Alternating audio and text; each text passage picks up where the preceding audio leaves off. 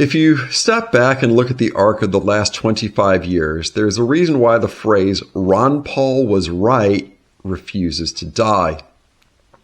Not because he was universally correct, and not because he predicted the future with mystical precision, but because on the biggest structural issues, money, debt, war, and civil liberties, Ron Paul was directionally early in ways that now feel uncomfortable. This is not a hero worship, it's an audit. And let's start with money.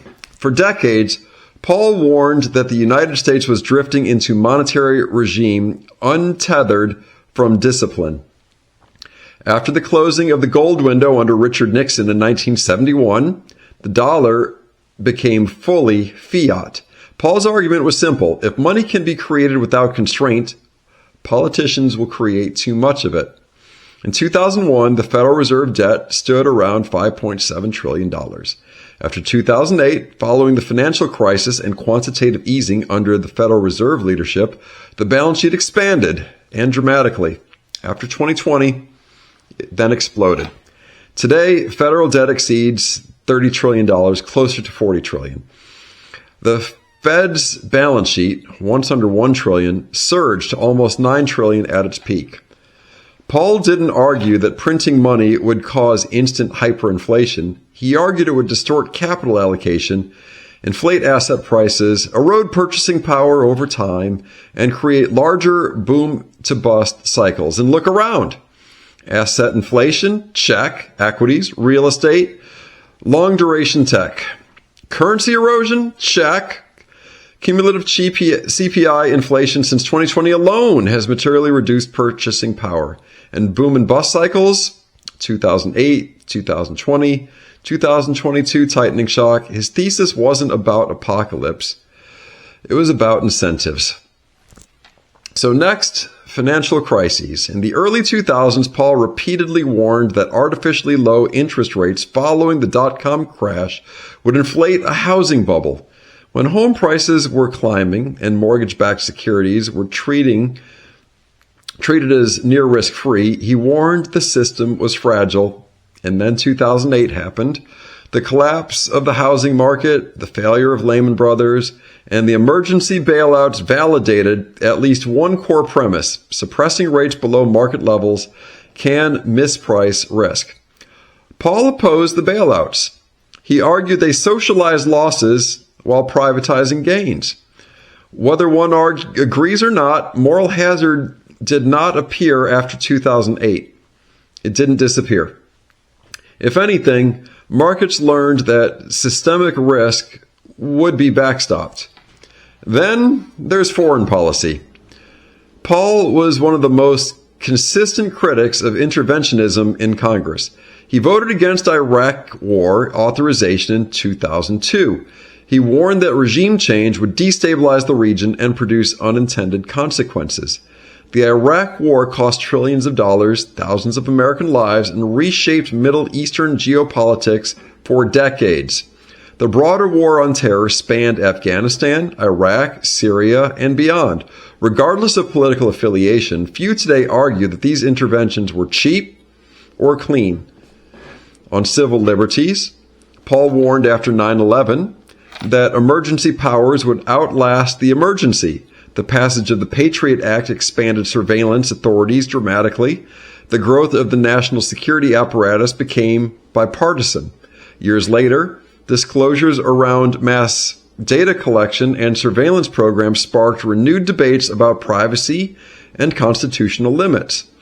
Paul's concern was not partisan, it was structural. Power granted in fear is rarely surrendered voluntarily. Then there's the Federal Reserve itself. And the Fed was not merely a slogan. It was a critique of opacity and central planning in monetary policy. Paul argued that interest rates should be set by market forces, not committees. You don't have to agree with abolishing the Fed to recognize that post-2008 monetary experimentation was unprecedented in scale.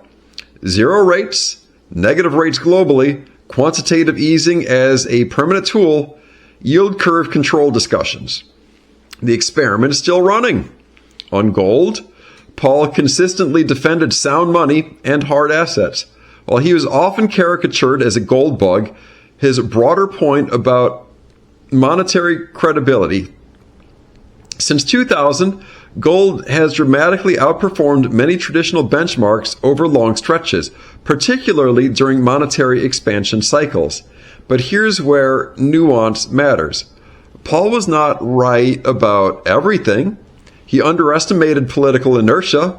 He underestimated the ability of the dollar to remain dominant despite rising debt. He underestimated how long the system could stretch without breaking.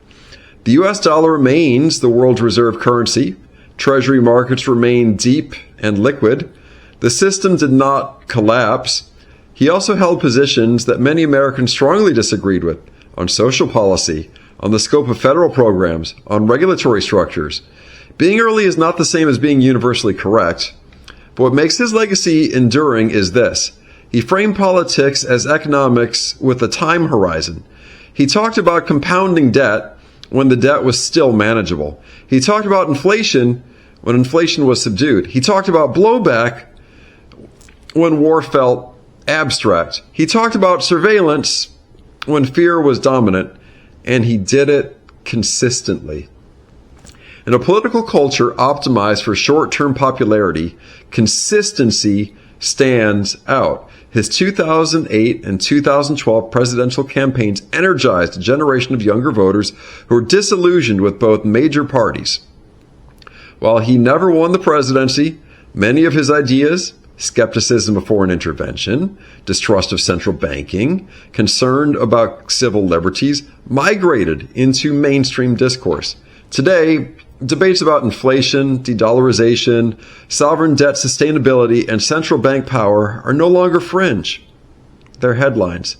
Saying Ron Paul was right about everything is rhetorical. No policymaker is right about everything. But on structural fragilities of a debt-driven, fiat-based interventionist system, he was directionally aligned with outcomes that later did materialize. The deeper question isn't whether he was right. It's whether the underlying trajectory he warned about has changed. Debt continues to grow. Monetary policy remains extraordinarily by historic standards, and geopolitical tensions still persist. Civil liberty debates are ongoing, and if anything, the stakes are still larger today. Ron Paul's argument was never primarily about winning elections. It was about warning that systems built on leverage, financial or political, eventually face constraints. Not tomorrow, not dramatically, but mathematically. And mathematics, unlike politics, doesn't vote. Thanks for watching all the way to the end. Check back tomorrow when we discuss part 2 of Was Ron Paul Right About Everything? As always, take care of yourself and each other and build that stack.